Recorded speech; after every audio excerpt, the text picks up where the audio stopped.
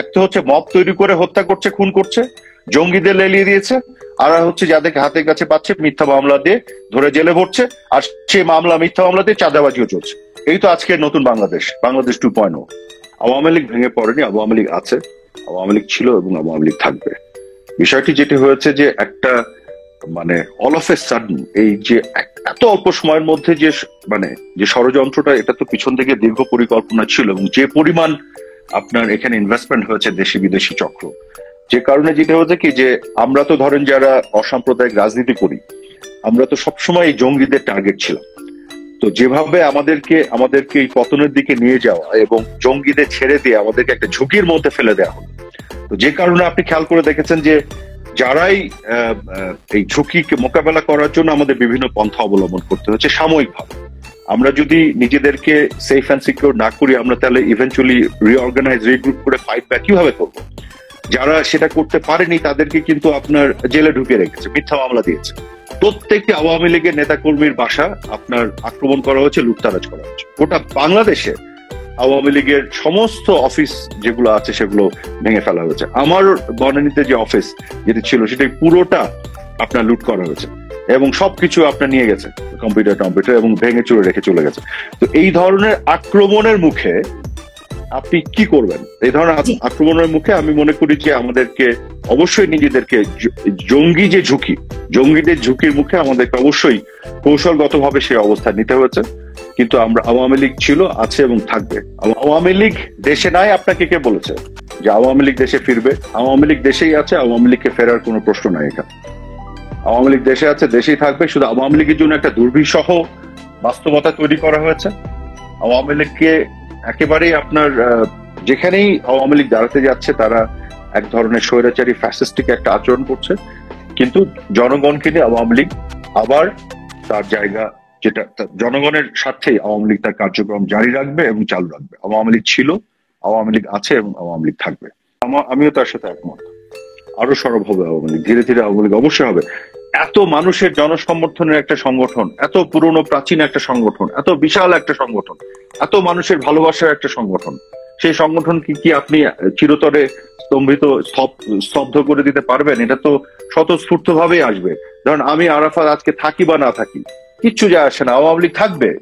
আমার মতন এরকম 100-1000 মানে নেতা বলেন, কর্মী বলেন, ক্ষুদ্র কর্মী, আমরা আওয়ামী লীগের আদর্শে, বঙ্গবন্ধুর আদর্শে, মুক্তিযুদ্ধের চেতনা বিষয়ে কাজ করি। আমরা যদি মানে ধরেন ধুলায় মিশে যাই, মানে ধোঁয়ায়, মানে কি বলবো, একবার বাষ্প হয়ে উড়ে যায়, তাতেও আওয়ামী লীগের কিছু যায় আসে না। আওয়ামী লীগ একটা বটবৃক্ষ, মহিরুহ, আওয়ামী লীগ থাকবেই, আওয়ামী লীগ সরব হবেই, এটাই বাস্তবতা। আমরা এই দায় নিয়েছি। আওয়ামী লীগ সরকারের আমলে আমরা যে কদিন ছিলাম, যদি বলি 16 থেকে 5 তারিখ পর্যন্ত, জুলাই 16 থেকে আগস্টের 5 তারিখ পর্যন্ত, প্রত্যেকটি ঘটনার দায় আমাদের আছে, এটাকে আমরা এড়াই না। যে কারণে আমরা তদন্তের কথা বলেছি। ঢালাও বলা যাবে না সকল মৃত্যু পুলিশের হাতে হয়েছে, এবং সকল মৃত্যু পুলিশ সরাসরি আইন ভেঙে করেছে। কোনটা আসলে আইন ভেঙে করেছে, কে দায়ী কে দায়ী না, এটার জন্যই তো আমরা তদন্তের ব্যবস্থা করেছি, জাতিসংঘকে ডেকেছি। সব দিন শেষে হচ্ছে, আমি যতই দুঃখ প্রকাশ করি, আমি যতই ক্ষমা চাই, আমি যাই করি না কেন, দিন শেষে যারা তাদের পরিবারের সদস্যদের হারিয়েছে তাদেরকে আপনার বিচার দিতে হবে। বিচার আমরা সেইটাই করতে চেয়েছিলাম, এবং ন্যায্য বিচার দিতে হবে। একজন হত্যা করেছে, অন্যায় করেছে, আরেকজনকে ধরে ফাঁসিতে ঝুলিয়ে দিবেন, তাহলে কিন্তু ওই পরিবারগুলো ন্যায্য বিচার পাবে না। এই জন্য আমাদের দায়ে সবচেয়ে বড় জায়গা, বা আমাদের দুঃখ প্রকাশ করা, ক্ষমা চাওয়ার সবচেয়ে বড় জায়গা, বা রিগ্রেট করার সবচেয়ে বড় জায়গা হচ্ছে আমরা বিচারটা চাই, বিচারটা হোক ন্যায্য বিচারের মাধ্যমে। আসল দোষী অপরাধী যাতে সাজা পায়, আমরা সেই জায়গাটাতে থাকতে চাই। যে অপরাধ আমরা করিনি, সে অপরাধী করেন, সেখানে আমার বক্তব্য হচ্ছে যা ঘটেছে তার বিচার হতে হবে। বিচারের পরে সিদ্ধান্ত হবে কে দোষী এবং কে অপরাধী, এবং অপরাধীদের বিচার করে সাজা দেওয়ার মধ্য দিয়েই এই একমাত্র এই দায় আপনার নিষ্পত্তি হবে। এই দায় আমাদের সবার, আমরা সেটার পক্ষে আছি, সেটার পক্ষেই ছিলাম, আগামীতেও থাকবো। কিন্তু এই সরকার, ইউনূস সরকার তো এটা করছে না, তারা কিন্তু এটাকে ব্যবহার করছে।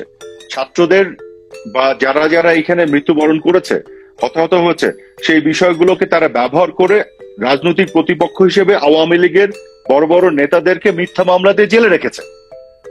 আসল যে কালপ্রিট যারা, তাদেরকে তো তারা ধরছে না। তাহলে তো বোঝাই যাচ্ছে যে এদের উদ্দেশ্যটা কি। এরা তো এই হত্যাকাণ্ডের বা যেগুলো ঘটেছে সেগুলো বিচার করছে না, আমরা করতে চেয়েছিলাম। এরা তো আপনার ইন্ডেমনিটি দিয়ে দিচ্ছে, এরা তো সত্যিটা বের করতে চাচ্ছে না। তো এবং আজকে যারা আহতদের যে আর্তনাদ, সেখানেও তো তাদের পাশে তো তারা দাঁড়াচ্ছে না। একেবারে সামনাসামনি মুখোমুখি হয়ে ওই বীরত্ব দেখানো, দেখে আপনি জেলে ঢুকবেন, আপনাকে মেরে ফেলবে, আপনাকে হত্যা করবে, তখন তো আপনি কিছুই করতে পারবেন না। কাজে এখন আমি মনে করি যারা নিজেদের কিছুটা নিরাপদ জায়গায় রাখতে পেরেছেন, তারাই বরং এখন কিছু তাদের সীমাবদ্ধ সাধ্যের মধ্যে চেষ্টা করছেন যোগাযোগ করে বিভিন্ন জনের সাথে। আমরা তো যোগাযোগ করছি তো বিভিন্ন নেতা কর্মীদের সাথে, মাননীয় প্রধানমন্ত্রী কিন্তু তৃণমূলে বিভিন্ন জনের সাথে যোগাযোগ করছেন এবং কথা বলছেন, তাদের পাশে থাকার জন্য উনি আছেন এবং বিভিন্ন জনের মাধ্যমে চেষ্টা করা হচ্ছে তাদের বিভিন্ন ধরনের সহায়তা প্রদান করার। তো কাজেই এইটা কিন্তু ঠিক না যে আওয়ামী লীগের সবাই সবকিছু ছেড়ে চলে গেছে। যারা বরং সিকিউর করেছে, নিরাপদ করছে নিজেকে, তারাই এখন করতে পারছেন কিছুটা হলো, তাদেরও সীমাবদ্ধতা আছে। কিন্তু যারা পারেননি তারা তো সব আপনার জেলের মধ্যে, তারা তো আরোই পারছেন না। একেবারে মিথ্যা কথা। কারণ উনি তো 4 তারিখেই আপনার বিকেলের পর থেকে কয়েকবার আমাদেরকে বলেছিলেন উনি আর থাকতে চান না। উনি এভাবে বলছিলেন যে আমি দেশ চালাতে পারছি না, এত হচ্ছে, ওদের এত খারাপ লাগছে, ওরা দেশ চালায়, আমি টুঙ্গিপাড়ায় চলে যাবো। উনি ক্ষমতা ছেড়ে দিতে 4 তারিখে বেশ কয়েকবার বলেছিলেন।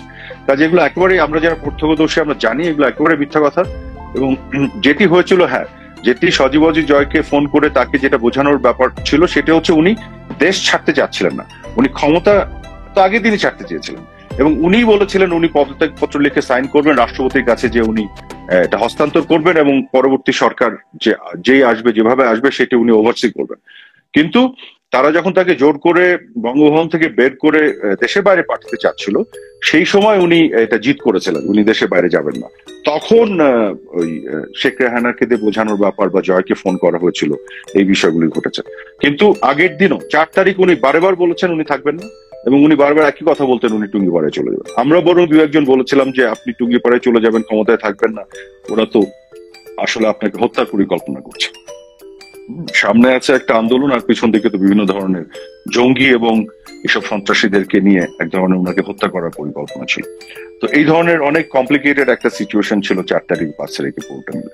আমরা তো গুলি চালানোর কথা বলি নাই, ওনারা বলেছিলেন যে জনগণের উপরে গুলি চালাবেন না। এবং আমরা কি চেয়েছি? আমরা তো বলেছি জনগণের উপরে কোনোভাবেই গুলি চালানো যাবে। কাজে তার অবস্থান আমাদের অবস্থান তো একই ছিল। এবং 4 তারিখে তো আমাদের জাতীয় নিরাপত্তা কাউন্সিলের মিটিং হয়েছে। সেই 4 তারিখে সেই মিটিং আমি ছিলাম, সেনাপ্রধান ছিলেন, 3 বাহিনীর প্রধান ছিলেন, নিরাপত্তা উপদেষ্টা এবং সবাই বিভিন্ন সংস্থার প্রধান ছিলেন। মাননীয় প্রধানমন্ত্রীর নেতৃত্বে মিটিং হয়েছে, সেখানেও তো সেনাপ্রধান বক্তৃতা দিয়েছিলেন। কাজে সেখানেও তো বলা হয়েছিল যে যতগুলো কি পয়েন্ট ইনস্টলেশন আছে এবং ঢাকা শহরকে প্রতিরক্ষা এবং প্রোটেকশন দেয়া, কোথা থেকে ধ্বংসযোগ্য এবং আক্রমণ থেকে প্রোটেকশনের দায়িত্ব তো এটা আইন শৃঙ্খলা বাহিনী। তো সেই একটা শহরকে, একটা রাষ্ট্রকে আপনার সুরক্ষা দেয়া আর জনগণের উপর গুলি চালানো, দুটো তো দুই জিনিস। ওইটার মধ্যে আপনি মেসেজ তো পাওয়ার কোনো সুযোগ নেই। কারণ আমাদের অবস্থান তো সবসময় ছিল যে কোনোভাবে যাতে ক্যাজুয়ালিটি না হয়, কোনো হতাহত না হয়। কারণ 16 তারিখে যখন প্রথম 6 জনের মৃত্যু হলো, আমরা তখন শক হয়ে গেছিলাম কোথা থেকে এই ঘটনাগুলি কিভাবে ঘটছে। তারপরে তো আমরা এগুলোকে ইনভেস্টিগেশনের জন্য বললাম, এবং মাননীয় প্রধানমন্ত্রী কিন্তু জুডিশিয়াল কমিটি গঠন করে দিলেন, ইউনাইটেড নেশনসকে বললেন, জাতিসংঘকে বললেন আমাদেরকে সহযোগিতা করতে। আমাকে দায়িত্ব দেওয়া হয়েছিল, আমি নিজে বিভিন্ন সংস্থা, পৃথিবীর বিভিন্ন সংস্থার সাথে যোগাযোগ শুরু করেছিলাম ফরেন্সিক এক্সপার্ট এদেরকে আনার জন্য, একটা আন্তর্জাতিক তদন্ত করতে, যে কেন এরা এই ঘটনাগুলি ঘটছে, কিভাবে ঘটছে। কারণ যতগুলি হতাহত হচ্ছে এবং মৃত্যু হচ্ছে, এটা তো আমাদের বুকের উপরে এসে ভারী হয়ে চাপছে। আমরা তো সরকারে, তখন এই দায়িত্ব আমাদেরকেই নিতে হয়। যে কারণে আমরা তো চাচ্ছিলাম না এই ঘটনা ঘটুক, আমরা তো চাচ্ছি যে টেনশনটা ডিফিউজড হোক, আমরা চাচ্ছি যাতে এই ঘটনাগুলি না ঘটুক। এবং কিন্তু যে পক্ষ চাচ্ছিল যে আরো মৃত্যু হোক, আরো হতাহত হোক, আরো টেনশন বাড়ুক, যাতে সরকার পড়ে যায়, এটা তো অন্য পক্ষ চাচ্ছিল, আমরা তো এটা চাইনি। আমরা কেন গুলি ছোড়ার কথা বলবো, এবং গুলি ছোড়ার যে হবে না, এটা তো আমাদেরই সিদ্ধান্ত। এটা শুনে কেন আমরা অন্য কোনো মেসেজ নিব? এটা নিয়ে তো কোনো প্রশ্ন আসে না। একটা জিনিস খেয়াল করেন, 16 তারিখে যখন 6 জনের মৃত্যু হলো, আবু সাইদ সহ, ওখানে ছাত্রলীগেরও একটা ছেলে ছিল ঢাকা কলেজের, আপনার যদি মনে আছে। ওই 16 তারিখে সকালবেলা আমরা খবর পাচ্ছিলাম যে আগের দিন স্টেট ডিপার্টমেন্টের একটা স্টেটমেন্টে বলা হচ্ছে যে 2 জন নাকি মারা গেছে। তো আমরা কিন্তু খুঁজছিলাম কিভাবে 2 জন মারা গেল। আমি কোনো মিডিয়াতে রিপোর্ট হয়নি, কোথাও হয়নি। আমি 16 তারিখে দিনের বেলা সকালবেলা গণভবনে গেলাম এবং এটা নিয়ে মাননীয় প্রধানমন্ত্রীর সাথে আলাপ হলো, কিন্তু আমরা কিন্তু খুঁজে পাচ্ছি না। আমরা আমাদের সমস্ত গণমাধ্যমে যারা আছেন এবং বিভিন্ন সূত্রে যতগুলো ল এনফোর্সমেন্ট এজেন্সি আছে, আমরা খুঁজছি যে এই তথ্য কোথা থেকে পেল। এবং আসলে কিন্তু আদতে একজনও মারা যায়নি। তারপরে হুট করে একটার পর একটা মৃত্যুর খবর আসা শুরু করলো 16 তারিখে, এবং আমরা পুরো শক্ট হয়ে যাচ্ছি। মাননীয় প্রধানমন্ত্রীকে আমি দেখেছি, উনি কিন্তু প্রচন্ড ভাবে মানে শক্ট হচ্ছিলেন যে বিষয়টি কি, যে কারণে পরবর্তীতে পরের দিনই উনি জাতির উদ্দেশ্যে ভাষণ দিয়ে উনি কন্ডোলেন্স এক্সপ্রেস করলেন, সরি বললেন, উনি আপনার জুডিশিয়াল কমিটি করার ঘোষণা দিলেন এবং সতর্ক হতে বললেন অভিভাবক এবং শিক্ষকদের যে আপনাদের সন্তানদের কিন্তু প্রোটেকশন দিয়ে রাখতে হবে, এই ঘটনাগুলি ঘটে যাচ্ছে, হ্যাঁ আমাদের কিন্তু সাবধানে থাকতে হবে। এবং তারপরে আপনি যেটি বলছেন পরবর্তী 3 সপ্তাহে 5ই অগস্ট পর্যন্ত দেখুন অনেকগুলি এরকম ঘটনা ঘটেছে, এবং আমরা কিন্তু পরবর্তীতে দেখছি যে পুলিশের সাথে কোনো সংঘর্ষ নাই, কিন্তু হুট করে একটা স্নাইপারে গুলি এসে মরে যাচ্ছে। এবং আপনার মনে আছে হৃদয় তরুয়া বলেছে তার বন্ধু তার পাশে কিভাবে মৃত্যুর কোলে ঢলে পড়েছে। তারপরে যেটা বলা হলো যে বাসার ভিতরে বাচ্চা শিশুরা মারা যাচ্ছে, হেলিকপ্টার থেকে নাকি গুলি ছড়া হয়েছে।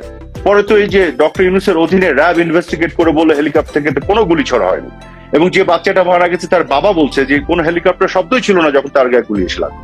তো এইটা তো আমরা আসলেই ওই 3 সপ্তাহ শকের মধ্যে ছিলাম, বুঝতে পারছিলাম না কেন করছে। কিন্তু মাননীয় প্রধানমন্ত্রী দেখেন উনি জুডিশিয়াল কমিটি করে তদন্ত করতে শুরু করলেন, উনি জাতিসংঘকে ডাকলেন, আমরা বিভিন্ন সংস্থার সাথে যোগাযোগ শুরু করলাম, উনি যারা আহত হলেন তাদেরকে দেখার জন্য হসপিটালে দৌড়ে গেলেন এবং তাদের সুচিকিৎসার ব্যবস্থা করলেন। যারা নিহত হয়েছেন তাদের পরিবারের সদস্যদেরকে গণভবনে ডেকে তাদের পাশে আমরা দাঁড়ালাম, তাদেরকে সরকারিভাবে অনুদানের ব্যবস্থা করা হলো, তাদের পাশে থাকা এবং বিচারের ব্যবস্থা কমিটমেন্ট করা হলো।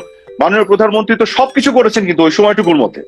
কিন্তু এমন যে একটা বিশাল ষড়যন্ত্র যেভাবে আমাদের ঘাড়ের উপর এসে পড়লো, মানে এত অল্প সময়ের মধ্যে এত কিছু ঘটে যাচ্ছিল, এবং মানুষের মনকেও আসলে বিভিন্নভাবে চারিদিক থেকে প্রচার প্রপাগান্ডা করে বিষে তোলা হলো, যেটা সত্যি কথা।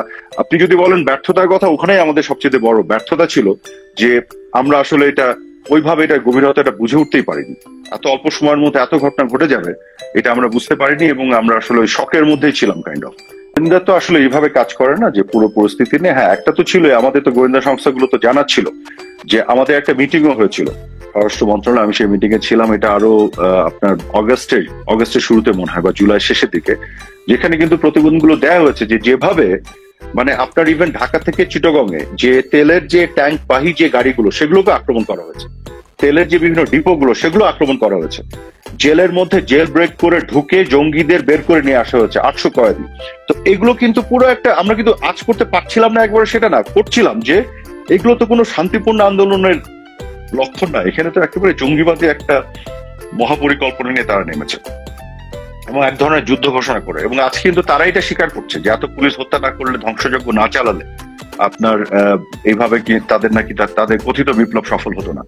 তো কোটা আন্দোলনের বিষয়টা যে একটা জাস্ট কাভার ছিল, হ্যাঁ পিছন দিকে যে ব্যাপারগুলি ছিল এগুলো প্রতিবেদনে উঠে এসছে, একেবারে আসেনি সেটা ঠিক নয়। জন্য বলে দিই এইভাবে টেকনিক্যালি না, যে আপনি শুধু চিন্তা করেন বাংলাদেশের জমি ব্যবহার করে, বাংলাদেশের কোন একটা কোম্পানিকে ইনভেস্ট করিয়ে, বাংলাদেশে কয়লা পুড়িয়ে সেই বিদ্যুৎ যদি আপনি ভারতে সরবরাহ করতেন, তাহলে বাংলাদেশে এরা কি বলতো দেশ তো বেঁচে দিয়েছে। ঠিক এই উল্টাটা যখন হচ্ছে তখনও বলছে যে বাংলাদেশ সরকার নাকি আওয়ামী লীগ সরকারের ঠিক করে না। আপনি বুঝছেন, এই জিনিসটা বোঝার জন্য আমি বললাম।